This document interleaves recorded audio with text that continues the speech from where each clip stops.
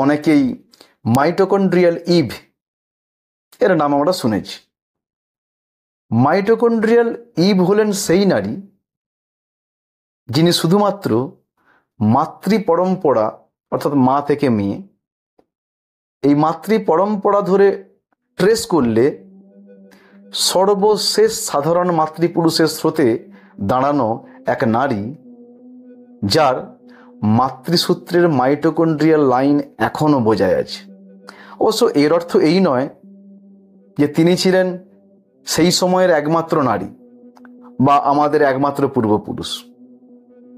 অন্যান্য নারীরাও তার সমসাময়িক ছিলেন এবং আমাদের নিউক্লিয়ার ডিএনএতে তার অবদান রেখেছিলেন তারা, কিন্তু কেবলমাত্র তার মাইটোকন্ড্রিয়াল ডিএনএ যে লাইনটা কোনো না কোনো সন্তানের মাধ্যমে নিরবিচ্ছিন্নভাবে চলে এসেছে এবং বর্তমানে যারা জীবিত আছি আমরা, সেই জীবিত সকল মানুষের মধ্যেই সেই মাইটোকন্ড্রিয়াল ডিএনএটা পাওয়া যায়।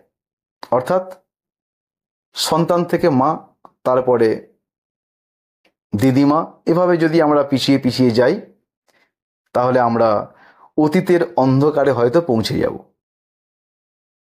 বিজ্ঞানীরা মনে করেন মাইটোকন্ড্রিয়াল ইভ আনুমানিক 1,70,000 বছর আগে আফ্রিকায় বসবাস করতেন, তাই তাকে আফ্রিকান ইভ বলেও ডাকা হয়।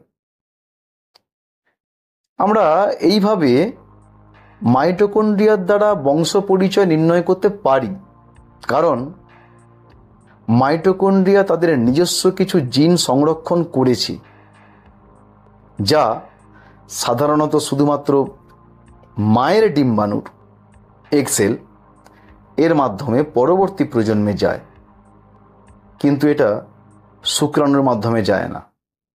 এর মানে মাইটোকন্ড্রিয়াল জিন বা মাইটোকন্ড্রিয়ান জিন একটি নারী উপাধির মতো কাজ করে, যা আমাদের ম্যাট্রিলিনিয়াল ট্রেসিং বা আমরা বলতে পারি যে মাতৃগণনা ধরে বংশ পরিচয় নির্ণয়ে সাহায্য করে।